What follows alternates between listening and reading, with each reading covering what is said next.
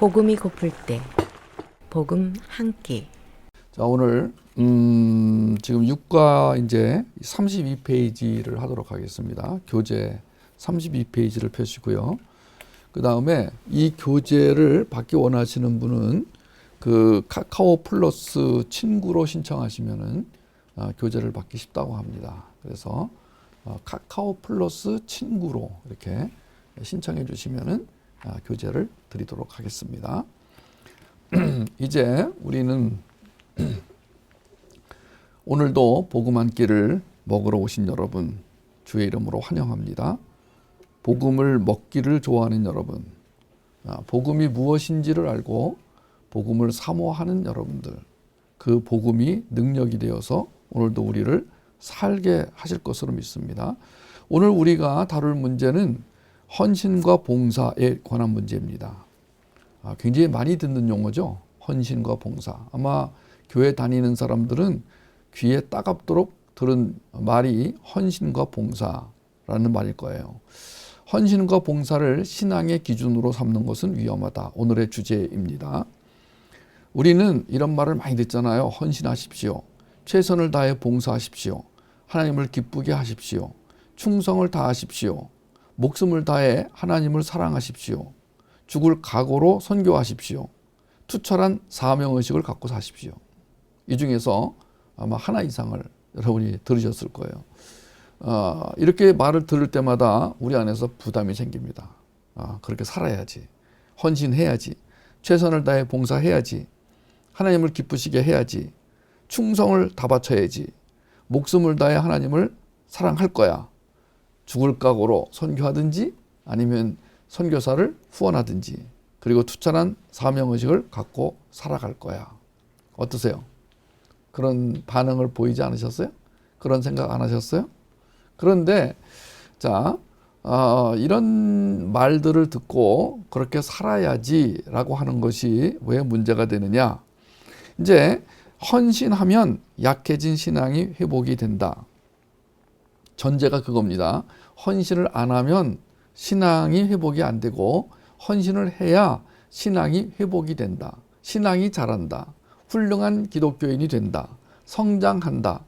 성화된다. 이런 말 많이 들어보셨죠? 여기에 오해가 들어있어요. 이 오해 12가지를 살펴보도록 하겠습니다.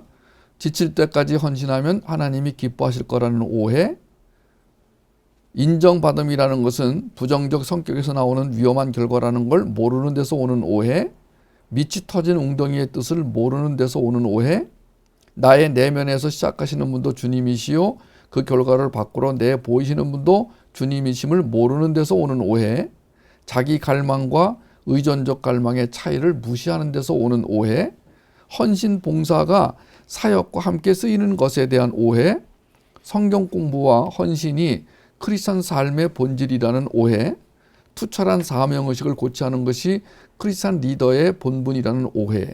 리더십 강의할 때 늘 나오는 얘기죠. 투철한 사명의식. 리더는 투철한 사명의식을 갖고 살아야 된다. 그렇지 않으면 리더가 못 된다. 많이 들으셨죠? 행함이 없는 믿음은 그 자체가 죽은 것이라, 이 말에 대한 오해도 있어요. 성취 또는 성과가 있어야 하나님이 기뻐하실 거라는 말에 대한 오해. 계명을 지켜야 산다는 말에 대한 오해. 성경이 행동 지침서, 성경적 리더십이라든가 성경적 상담이라든가 성경적 나눔을 얘기할 때마다 성경을 인용하는 분이 있으세요. 그래서 마치 그것이 주님의 뜻인 양, 우린 여기서 착각하면 안 됩니다. 혼동하면 안 됩니다. 자, 오늘도 복음으로 먹으면서 우리가 이제 잘 혼동하지 않도록, 정리가 잘 되도록 공부를 하도록 하겠습니다. 오늘은 성경 공부가 아닙니다. 복음 공부입니다. 복음을 먹는 것입니다. 여러분, 이 복음을 먹을 때 예수 그리스도가 여러분 내면에서 양식으로, 파워로, 능력으로 나타나지기를 바랍니다. 우린 이 헌신이란 말을 많이 쓰는데, 헌신, 드릴 헌자에 몸신, 헌신, 이 헌자가요 쓰기 되게 힘들어요. 헌자 쓰는데 한참 생각을 해야 돼요. 옆에 개견자도 있어요. 그러니까 이 헌자를 쓸 때 이게 굉장히 복잡한 한문인데, 그 개처럼 자기를 드린다, 아마 이런 뜻인 것 같아요. 그런데 헌신한다. 몸을 바친다, 몸을 드린다, 몸 바쳐서 이런 노래도 있는데 그 군가도 있고 뭐 가요도 있고 몸을 바친다, 몸을 드린다. 자, 이게 너무 많이 쓰이다 보니까 이제 기독교인이 이것이 신앙 용어인 줄 알고 살아가는 사람들이 많다는 거예요. 근데 헌신은 신앙 용어가 아니라는 것입니다. 정확히 말하면 헌신이 아니라 헌심, 마음을 드려야지 몸을 드리는 건 신앙 용어가 아니라는 것입니다. 자, 이 부분을 정리해 보도록 하겠습니다. 그럼 먼저 우리가 매 과마다 이제 오해를 풀어나가는 것으로 이제 공부가 시작이 됩니다. 그러면 헌신과 봉사가 신앙의 기준이 되어서는 안 된다. 헌신과 봉사가 신앙의 기준이다. 이렇게 말하는 사람들은 뭔가 오해하고 있다. 그럼 그 오해를 풀어보도록 하겠습니다. 첫 번째 오해. 지칠 때까지 헌신하면 하나님이 기뻐하실 거다. 아이고, 너 참 장하구나. 너 훌륭하구나. 이렇게 하실 거라는 오해입니다. 왜 오해냐면 하나님은 우리를 식모로 부르지 않으셨다는 거예요. 결정적인 증거가 마르다의 사례예요. 마르다가 부엌에서 일하다가 손이 딸리니까 와가지고 주님 제발 좀 마리아에게 부엌에 와서 나를 도우라고 해주십시오 라고 이제 요청을 합니다. 그때 주님이 마르다야, 네가 한 가지만으로도 족하다. 너보다 마리아가 더 좋은 것을 선택했다. 자, 분주함. 그때 당시에 예수님이 마르다를 보시고 너는 왜 이렇게 분주하니? 이렇게 말씀하신 거예요. 너는 왜 그렇게 몸을 바쳐서 일하려고 하니? 이렇게 말씀하신 거예요. 그러니까 만약에 우리를 식모로 부르셨다면은, 식모로 쓰기 원하셨다면은 그때의 마르다를 굉장히 칭찬하셨어야 돼요. 와우, 너 대단하다. 마리아야, 얘 좀 본받아라. 오히려 반대로 말씀하셨을 것 같아요. 마리아야, 너는 이렇게 안방에 앉아가지고 맨날 성경만 뒤지고 말씀만 들으려고 하고 공부 시간이 되면 쪼르르 달려가서 귀 기울이고 듣는데, 아니 지금 마르다를 봐라. 손님이 왔으면은 그 음식을 대접해야지, 정성껏 대접해야지, 몸을 바쳐 대접해야지, 충성을 다해 대접해야지 라고 하셨을 거예요. 그러나 그렇지 않습니다.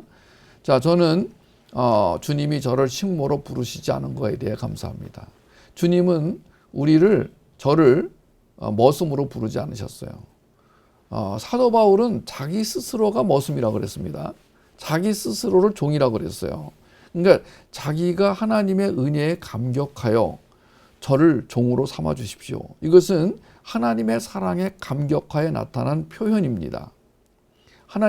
예수님이 내가 너를 이제부터 종으로 삼겠다. 너는 나를 위하여 죽도록 충성하고 살아야 된다. 여러분, 이 말에 오해가 없으시기 바랍니다. 성경에 분명히 죽도록 충성하라라는 말이 있어요. 성경에 열심히 주를 섬겨라 이런 말이 있어요. 하나님을 사랑하고 이웃을 사랑하라 그 말이 있어요. 그런데 여기서 이제 이게 왜 문제가 되냐면은 여기 이제 지칠 때까지, 요 표현이 중요합니다. 지칠 때까지. 우리가 헌신을 한다 그러면은 지치지 않으면 헌신이 아니에요. 만약에 어떤 사람이 일을 하는데 설렁설렁 한다. 만약에 음식을 만드는데 설렁설렁 한다. 그냥 뭐 대강 그냥 뭐 김치도 그냥 뭐 고춧가루는 빼먹고 김치 담그고 뭐 국을 끓이는데 거기에 그 생선찌개를 끓이는데 생선은 빼먹고 끓인다든지 뭐 아차 실수했네. 손님이 이게 뭐예요? 이거 무슨 국입니까? 이거 갈비탕이잖아요. 근데 갈비가 어디 갔어요? 아차 빼먹었네. 이렇게 하는 것은 헌신이라고 볼 수가 없어요. 헌신은 그야말로 진짜 철두철미, 충성봉사. 그러면 어떻게 되죠? 지치게 돼 있어요. 우리가 에너지가 한계가 있어가지고 충성을 다한다, 헌신을 다한다. 그럼 지치게 되어 있어요. 이 지친다는 요 말을 잘 기억하셔야 됩니다. 자, 지치지 않는 건 헌신이 아니다. 그럼 헌신이라는 말에는 아예 지친다는 게 들어있다. 그러면 지치는 것을 하나님이 기뻐하시느냐? No. 그러니까 하나님께서 우리를 지치도록 써먹으려고 부르신 게 아니라는 거예요. 그래서 우리를 머슴으로 부르지 않으셨어요. 우리를 부하로 부르시지도 않으셨어요. 그랬다면 베드로의 발을 씻어주시지 않으셨을 거예요. 여러분, 누가 어떤 장교가 쫄병의 발을 씻어줍니까? 여러분, 누가 쫄병한테 가가지고 너는 나와 동급이다 그렇게 말합니까? 자식아, 너 계급 뭐야? 엎드려 뻗쳐. 군기 빠졌네. 여러분, 우리 군대 갔다 온 사람들은 그런 말 얼마나 많이 들었습니까? 군대는 계급이야. 뭐 여러분 직장에서도 마찬가지죠. 너 몇 살이야? 몇 학번이야? 너 어디 나왔어? 너 고향이 어디야? 맨날 이렇게 물어보는 것은 뭐냐면은 결국은 사람을 부려먹기 위하여, 자기의 부하로 삼아 이용해 먹기 위하여 그런 말들을 쓰잖아요. 주님은 한 번도 그렇게 말씀하지 않았어요. 오히려 우리를 상전으로 모시고, 그러니까 우리를 위해 죽으신 거죠. 그 다음에 주님은 우리를 소모품으로 쓰시지 않으셨어요. 지금도요, 우리를 소모품으로 생각하지 않으세요. 그러니까 우리가 하다 달아서 없어지면 그 다음 선수 불러서 그 다음 일하게 하시고, 그 선수가 또 하다 지쳐 쓰러지면 그 다음 선수 이러시는 분이 아니세요. 여러분 오해하지 마세요. 여러분이 오늘도 하루를 어떻게 사셨나 모르겠어요. 어떻게 사셨어요? 힘들게 사지 않으셨어요? 오늘 여기 오신 분들은 다 그래도 얼굴들이 편안하신 거 보니까 먹고 살만하신 것 같아요. 제가 그 뉴욕의 지금 상황을 인터넷에서 이제 기자가 쓴 걸 보니까요. 부자들은 다 어디로 갔어요. 부자들은 어디 그 따뜻한 데, 섬 같은 데 가가지고 거기서 이제 생활을 한대요. 그런데 이제 가난한 사람들만 지하철 타고 다니고 버스 타고 다닌대요. 뭐 식당의 종업원이라든가 요리사라든가 뭐 간병인 이런 사람들은 이 코로나19에 감염될 위험을 무릅쓰고 이제 대중교통을 이용하고 다니고, 부자들은 이제 어디론가 다 숨었어요, 지금 이제. 그러니까 이제 빈부격차가 가장 심하게 나타나는 나라 중에 하나가 미국이에요. 미국은 정말 자본주의의 대표 국가답게 빈부 차이가 정말 심하게 나타납니다. 자, 우리는 이 소모품, 하나님께서 우리를 소모품으로 생각하셔가지고 너 없어도 돼. 야 임마 까불지 마. 이렇게 말씀하신다면 얼마나 허무하겠어요. 여러분 제가 평생 동안 안식년도 없이 살았어요. 제가 주일날도 월요일 날인가? 화요일 날 말씀드렸는데 저는 31년 동안 사역하면서 안식년이 없었어요. 한번 안식년을 갖자고 제 아내가 저를 꼬드겨가지고 하와이에 갔는데 이게 웬일입니까? 안식년은커녕 그 훈련이 너무 힘들어가지고 제 인생에서 아마 그렇게 힘들었던 애도 아마 드물 거예요. 31년 동안 안식년 없이 살아왔는데 제가 지쳐 보입니까? 피곤해 보이긴 하죠. 나이가 들어서 그래요. 목소리도 옛날에 이렇게 갈라지지 않았어요. 하루 8시간, 10시간을 강의해도요, 또렷했어요. 물도 한 모금 안 마셨어요. 그런데 이제 나이가 먹으니까 목소리도 갈라지고 피곤해요. 근데 이거 지친 게 아니에요. 여러분 지쳐 있으면은 제가 오늘 아마 다른 분에게 양보했을 거예요. 나 못하겠다. 다른 분이 와서 말씀을 좀 전해라. 제가 어떻게든지 빠졌을 거예요. 제가 이 시간에 여러분에게 꼭 복음을 꼭 먹여야만 된다. 이건 내가 할 일이다 라고 생각하지 않습니다. 나는 여러분에게 복음을 흘려보내고 복음을 전달하고 복음을 요리할 수 있는 이 기회를 얻은 것에 대해서 감사할 뿐입니다.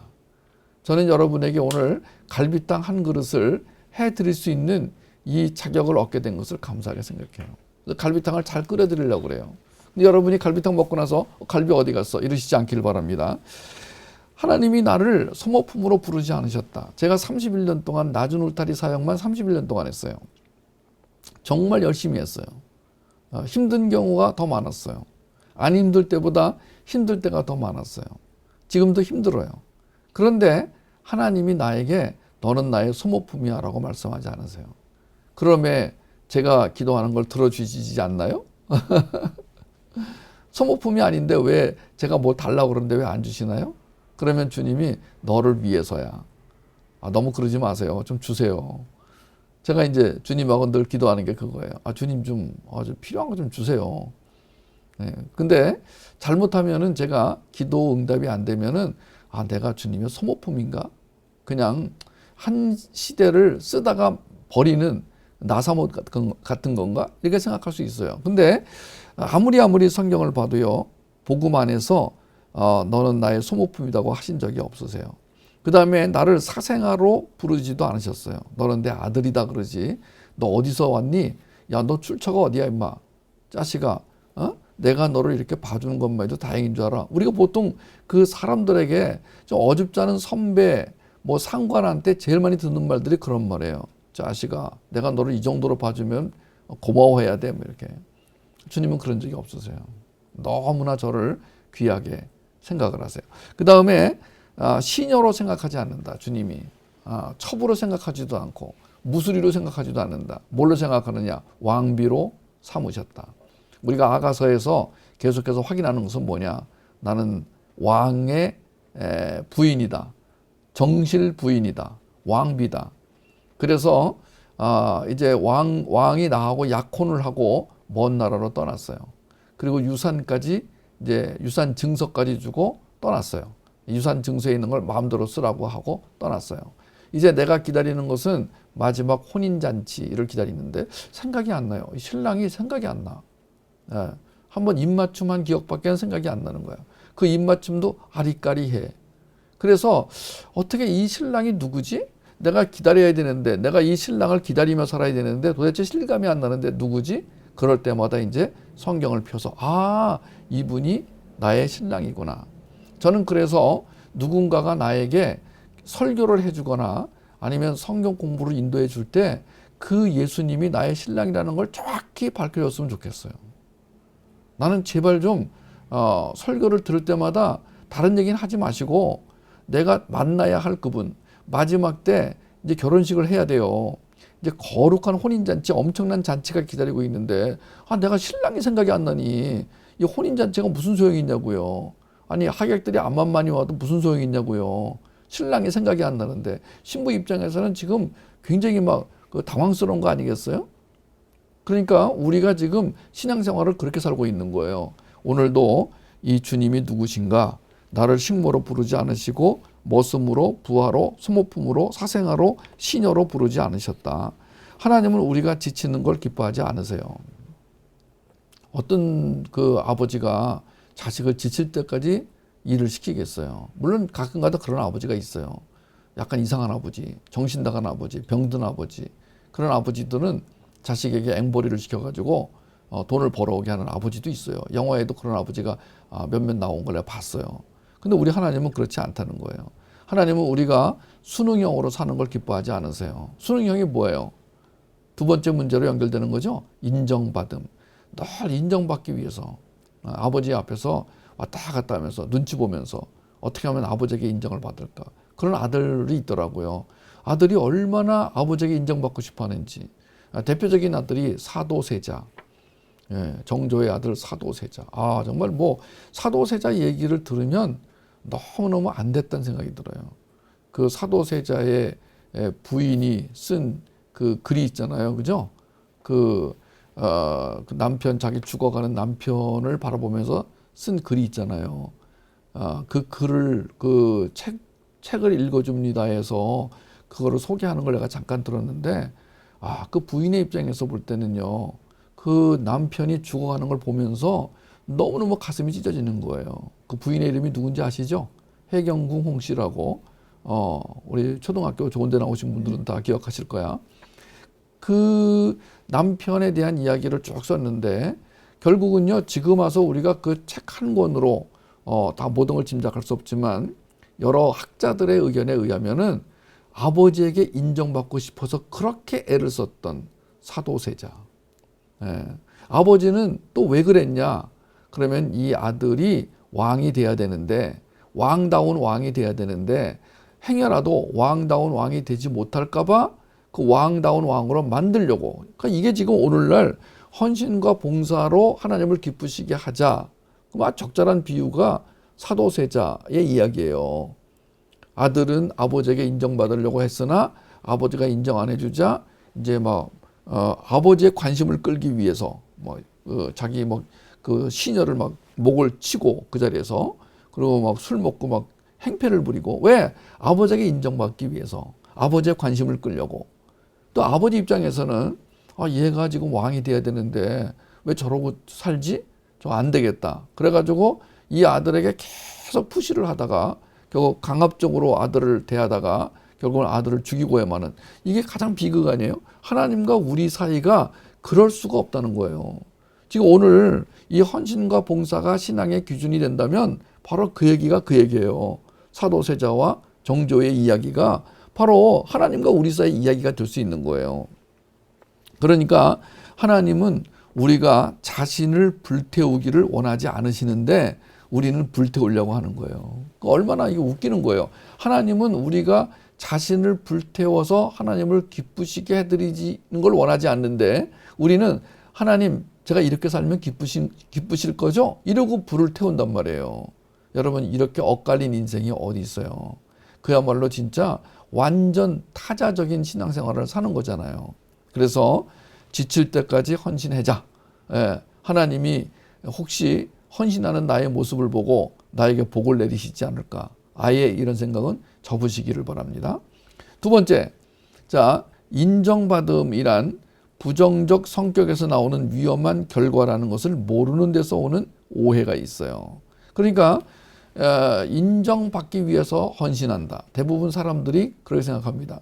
누군가에게 인정을 받으려면 그 사람이 인정할 만큼 헌신을 해야 된다. 이것은 아주 상식입니다. 오늘날 이 시대를 살아가는 우리들에게 내가 원하는 누군가로부터 사랑을 받고 인정받기 위해서는 그 사람이 기대하는 것 이상으로 헌신을 해야 된다. 이거 상식이잖아요. 그러니까 그런 상식을 하나님과의 관계로 가져 들어온 사람들이 있다는 거예요. 그래서 신념, 의지, 육체의 성향, 자아 이런 문제들이 등장합니다. 이제 그러니까 헌신하기 위해서는 신념이 필요합니다. 왜냐하면 신념이 약하면 헌신을 할 수가 없어요. 그렇지 않습니까? 너무 지쳐서 뭔가를 이루려고 하면 신념의 사람이 되는데 그 신념과 의지가 왜 문제가 되냐면 이게 육체의 성향에서 나오는 거거든요. 육체의 성향에서 나오는 거는 다 죄가 되고 악이 되는 거예요. 육체의 성향에서 비롯되는 건 전부 악이고 죄입니다. 여러분 성경에서 말하는 악과 이 세상에 말하는 악이 달라요. 그러니까 이게 이제 이 복음을 잘 모르는 사람들이 헷갈리는 거예요, 지금. 이 세상에서는 헌신 안 하는 사람이 나쁜 놈이에요. 아니 사원으로 뽑았는데 헌신 안 해봐요. 회사가 가만두겠냐고요. 아니 지금 얘가 공부 안 하고 빤질이 노는데 어떻게 담임 선생님이 얘를 칭찬하겠냐고요. 헌신하고 봉사를 해야 돼요. 만약에 얘가 학교에 남아가지고 교실을 열심히 닦고 있어요. 선생님 책상을 반짝반짝 윤을 내요. 그러면 선생님이 칭찬하죠. 그럼 얘는 더더욱 더 인정받으려고 더 많이 하겠죠. 아마 선생님이 퇴근한 이후에 몰래 와가지고 아마 그 침 발라서 닦을 거래 아마. 막 그 옛날에 보면은 이게 그 옷소매로 막 닦잖아요. 이렇게 막. 그 상관의 구두를 막 그냥 옷소매로 닦았어요. 군대에서 있잖아요. 이 상관이 구두를 반짝반짝 닦아놓으라고 이제 말을 해요. 쫄병한테. 그럼 쫄병이 그걸 닦아야 되는데 도구가 없으니까 손바닥으로 닦고 심지어는 혓바닥으로 닦고 막 그랬어요. 그러니까 그렇게 살던 모습을 교회에 와서 하나님과의 관계에서도 그렇게 사는 것이 옳다라고 생각하는데 그게 아니다라는 거예요. 여러분 하나님과의 관계는 그게 아니다라는 것입니다. 그래서 이 육체의 성향, 자아, 이게 자아가 왜 문제가 되냐면은 자기 결정, 자기 훈련, 자기 만족이 왜 문제가 되냐면은 우리의 자아는 이미 에덴 동산에서 우리의 대표 주자인 아담이 그 선악과를 따먹을 때 완전히 망가졌어요. 자동차 엔진으로 치면 엔진이 완전히 망가져가지고 자동차가 한 발자국도 나갈 수가 없어요. 사람으로 치면 이 안에 내장이 다 망가져가지고 음식을 먹을 수가 없게 된 거예요. 완전히 망가졌어요. broken down, 완전히 깨져버렸어요. 이것을 인간의 전적 타락이라고 하는데 여러분 그래서 완전히 망가진 자동차가 뭐 어떻게 가보려고 부릉부릉 깨깨깨깨 이러면 이 문제가 벌어지는 거예요. 이게 만약에 차가 앞으로 나간다고 하더라도 갑자기 튀어나가가지고 그냥 뭐 앞에 지나가는 사람을 친다든가 뭐 그냥 건물을 부순다든가 그러니까 이럴 때는 빨리 레카차를 불러가지고 이 망가진 차를 끌고 가야 된단 말이에요. 근데 끝까지 해보려고 어떻게 해보려고 하다가 망가지는 거예요. 우리가 노력하면 성공하지 못할 가능성이 커집니다. 오히려 망쳐집니다. 그러니까 잘 들으세요. 내 인생을 내가 주관하면 망가질 위험이 굉장히 높습니다. 이걸 모르는 사람들이 많아요. 열심히 살면은 다 돌아오는 게 있다. 지성이면 감천이다. 노력 끝에 성공한다. 이런 말들을 금과 옥조로 삼는 사람들이 있는데 네, 세상에서는 그게 통해요. 그러나 주님과의 관계에서는 그게 통하지 않습니다. 그냥 그렇게 이제 평생을 인정받으려고 살다 보니까 성격이 그렇게 돼버렸어요. 그러니까 인정받기를 원하는 성격, 이 부정적인 성격 네 가지가 다 인정받음과 관계가 있잖아요. 그죠? 여러분 우리 성격 공부하신 분들은 아시죠? 수능형도 인정받으려는 자세에서 생긴 것이고, 그 다음에 경쟁형도 인정받으려는 태도에서 나온 성격이고, 할 수 없음은 경쟁을 받으려다가 포기한 거고, 그 다음에 그 비판형은 마찬가지로 인정을 받다가 못 받으니까 상대방을 비판하기 시작하는 거잖아요. 다 네 개가 다 뭐예요? 인정받음과 관계가 있다고요. 이렇게 인간은 인정받고 싶어서 애를 쓰는 존재란 말이에요. 근데 이걸 가지고 와서 하나님에게도 이런 자세로 살려고 하는데, 그래서 어떤 인간이 되냐면은 하나님께 인정받으려고 하다 보니까 성과 지향적 인간이 된다는 거예요. 그러니까 성과를 내야 돼. 예. 회사에서는 성과를 내야 돼. 회사는 성과를 안 내면 회사의 존재 가치가 없어져요. 회사는 이익을 안 내면 회사가 성립이 안 돼요. 지금 이제 세상이 하도 힘들고 어렵다 보니까 이제 망하는 회사가 나오기 시작합니다. 저에게 이 비행기표를 끊어주던 여행사도 문을 닫으셨어요. 아, 참 안 됐어요. 그분 참 좋으신 분인데, 저를 참 잘 도와주고 애쓰시던 분인데 문을 닫았어요. 소위 망했어요. 여러분 일반 세상에서는요, 이익을 못 내면 망하게 돼 있어요. 이익을 내야 돼요. 그래서 회사의 사장이 되면 이제 고민하는 거야. 뭐냐면은 하나님은 내가 이익을 안 내도 나를 사랑하시는 분이신데, 세상에서는 이익을 못 내면 회사가 망하니까 이 두 개의 이 갈등 구조 속에서 이제 어떻게 해야 될지를 모르는 거야. 자, 우리 자녀들에게 이거 잘 심어줘야 돼요. 윤영아 잘 들어라. 지금 윤영이가 이 다음에 회사의 사장이 되면 이익을 내야 된다. 사원들한테 혹시라도 여러분 이익을 안 내도 여러분 사랑합니다 그러시면 안 돼요, 윤영이. 만약에 그 마트를 운영하게 되잖아요. 이제 마트를 이제 내잖아요. 그러면 거기 와서 아르바이트하는 학생한테 물건을 많이 팔아야 된다. 이래야 되는데, 학생 물건 안 팔아도 돼. 그냥 자. 이러면 안 돼요. 그럼 마트 망해요.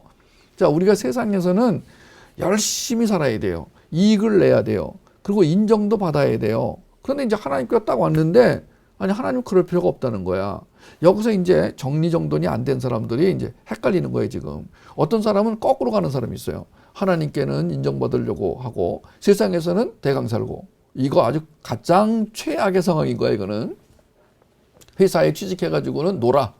그리고 이제 상사가 당신 여기 뭐하러 들어왔어? 그러면 주여 용서하시옵소서 이러면서 이제 사표 쓰라고 그러면은 막 고발하고 막 지금 사장이 나를 막 사표 쓰랜다고 노동청에 고발해요. 그럼 요새는 이제 노동자의 권리가 세져가지고 정부에서 이제 그 사장에게 뭐 벌금을 내게 한다든가, 아니면 재판을 걸어가지고 사표를 못 받게 한다든가, 그도 아니면은 노조를 만들어가지고 이제 대항을 해가지고 일 안 하고 월급 달라 이거예요. 우리나라도 그런 회사들이 가끔 있어요. 노조 회원들이 막 노조를 만들어가지고 일은 별로 안 하는데 월급을 챙겨가가지고, 어떤 회사는요 그 직원들 월급 내가 들어보니까 어마어마하게 많은 거야. 아니 그래가지고 저 회사가 운영이 될까? 아니나 다를까 요새같이 힘들어지니까 회사가 휘청거리기 시작하는 거예요. 여러분 잘 들으세요. 일반 세상에서는 우리가 이익을 내야 됩니다. 그리고 공부를 열심히 해서 시험을 이제 패스를 해야 돼요. 시험 공부가 얼마나 어려운 거예요, 지금. 여러분 시험을 봐가지고 합격을 하고 그 다음에 A학점 맞는 게 쉽지가 않아요. 근데 세상에서는, 학교에서는 열심히 노력 안 하는 사람이 교회 와가지고는 하나님께 인정받으려고 최선을 다해서 헌신하고, 이 거꾸로 된 거라니까요. 자, 우리는 이제 이게 잘 정리가 돼야 되는 거예요. 물론 우리는 이렇게 생각하면 돼요. 너무 직원들을 부려먹으려고 하면 안 돼. 세상에서도 너무 지치도록 일을 하면 안 돼. 있는 바를 족한줄로 살아야 되는데 돈을 더 벌려고 밤 늦게까지 야근을 하면서, 복음 한 끼를 좀 안 들어온 사람들 거의 그런 사람들이에요, 지금. 여기 들어와야 되는데 안 들어온 사람 보면은 거의 지금 돈을 벌기 위해서 아마 고생하는 사람들이야, 지금. 복음을 먼저 들어야 돼요. 여러분 우선순위가 복음을 먹는 거예요. 근데 부득이한 경우, 어저께도 이제 부산에서 한 자매님이 저한테 문자가 왔어요. 제가 한 번도 복음 공부에 빠진 적이 없는데 지금 회사에서 긴급 연락이 왔습니다. 지금 코로나 바이러스 때문에 너무 어려워가지고 회사가 너무 어려워가지고 좀 나와서 도와달라. 그래서 갑니다. 그 대신에 이 복음 한 끼를 녹음을 해주시면 나중에 듣겠습니다. 얼른 가시라고 하네요. 얼른 가시라고. 가야 돼요. 그럴 때는 회사에서 지금 나오라고 그러는데 웃기지 마. 나 지금 복음 먹어야 돼. 이러면 안 돼요. 우리가 지금 우리 자녀가 세상에 들어가 살 때 이거를 정리를 잘해야 돼. 지금 이게 쉬운 게 아니에요. 이게 지금 이 훈련이 안 된 애들은 어려서부터 지금 저한테 공부 안 하는 아이들은요 분명히 그 문제가 이제 생길 거예요. 이제 세상과 교회가 너무 다르기 때문에 세상에서 요구하는 것과 하나님 요구하시는 것이 어떻게 보면 정반대야. 그러다 보니까 이게 정리가 안 되면은요 이제 둘 중에 하나를 포기하게 될 수도 있어요. 이제 그러면은 성취 욕구가 강한 아이들은 이제 교회를 포기할 수 있고요. 아니면 세상에서 이제 일하는 게 너무 힘들다, 지쳤다. 그러면 이제 아예 포기하고 교회 들어와서 어떻게든지 좀 남한테 얻어 먹어가면서 이제 적당히 살으려고 하는. 여러분 이게 굉장히 위험한 거거든요. 오늘 우리는 뭐를 공부하는 거냐면 하나님은 어떤 분이시냐라는 거예요. 그 하나님은 우리가 인정받으려고 애쓰지 않아도 이미 인정하고 계시다는 거예요. 그거를 용납받음이라고 그랬어요. 여러분 인정하고 계세요. 걱정하지 마세요. 우리가 지금 별 볼일 없는 사람으로 보일지 모르지만 하나님 앞에 가면 별 볼일 없는 게 없는 거예요. 그러니까 위로를 받을 때 어디 가서 위로받냐면 하나님 앞에 가서 위로받는 거예요. 그리고 만약에 내가 직장 생활에서 문제가 생기잖아요. 그 문제가 뭐지? 대부분은 능력이에요. 대부분은. 능력이 없어서 문제가 되는 거예요. 열심히 안 한 것도 있지만 능력이 없는 거야. 그럼 그 능력은 주님께 구하는 거예요. 그럼 주님이 그걸 주시는데 어떤 방법으로 주시냐면은 예배와 훈련을 통해 주신다고요. 근데 예배만 생각하면 안 돼요. 많은 사람들이 기도만 하면 시험 100점을 맞을 것이다. 아니에요. 시험 공부해야 돼요. 어떤 사람들이 하나님께 기도만 하면 회사가 잘 될 것이다. 아니라니까요. 그러니까 이 하나님 앞에 나가서 능력을 받는 그 방법이 두 가지예요. 크게 예배를 통해서 또 하나는 교육과 훈련을 통해서. 그럼 교육과 훈련도 두 종류가 있어요. 오늘 우리 지금처럼 이제 성경 텍스트를 가지고 교육하는 게 있고요. 또 하나는 일반 전문적 훈련이 있어요. 요리사라면 요리를 공부해야지. 나보고 만약에 식당 하라고 그러면은요. 내가 식당을 하면 연구를 할 거야, 나는. 나는 만둣국을 판다 그러면은 난 똑같은 만둣국 안 팔아. 나는 일단 만둣국으로 성공한 그 가게를 찾아갈 거야, 나는. 나는 만둣국으로 유명한 식당을 찾아가서 적어도 10군데 이상 먹을 거야, 나는. 도대체 이 가게는 왜 잘 되는가? 연구를 할 거야, 나는. 몰래 들어가서 연구할 거야. 예? 알리면 안 되니까 몰래 손님으로 가장해가지고. 그래서 내가 마음에 드는데 뭔지 모르겠다. 그러면 그 음식을 몰래 내가 주머니에다 담아갖고 와가 집에 와서 내가 그 분석할 거야, 내가. 도대체 이 사람은 만둣국에다 뭘 넣어서 이렇게 맛있는 거지? 정 안 되면은 과학수사대에다가 내가 보내가지고 분석을 하게 할 거야. 그런 다음에 이제 그 회사 분위기를, 가게 분위기를 볼 거야. 이제 주인이 친절하구나. 그 친절 써놓는 거야. 가게 주인이 손님을 저렇게 대접하는구나. 써놓을 거야, 나는. 여러분, 제가 만약에 음식점을 한다고 그래도 그런 식으로 교육과 훈련, 연구를 통해서. 그런데 이제 하나님이 주시는 기본적인 능력이 밑에 있어야 그런 전문적인 훈련도 빛을 발하는 거예요. 그게 바로 생명력이 먼저죠. 우리가 어떤 일을 해도 그 일을 통해서 하나님의 은혜를 경험을 할 때, 그러면 그 내가 하는 일이 굉장히 소중한 일이 되는 거예요. 그게 천직이 되는 거예요. 천직이라는 것은요, 내가 목숨을 바쳐 일해도 아깝지 않은 정도의 일을 천직이라고 하는 거예요. 그러니까 그 일 자체가 나를 헌신하게 만들어요. 자, 헌신이 나를 끌고 가는 것이 아니라 하나님의 은혜와 사랑이 나를 끌고 가는 거예요. 그러니까 똑같은 형태의 헌신이 나타나도 이게 순서가 달라지면 완전히 다른 거가 되는 거예요. 하나님의 능력으로 충성을 다하면 그건 아름다운 거예요. 근데 내 육체적 성향으로 충성을 다하면 그건 악이 되는 거예요. 죄가 되는 거예요. 여러분, 나타나는 결과는 똑같은데 그 동기가 어디서 시작했느냐, 그 원동력이 뭐냐에 따라 완전히 다른 거라니까, 이게.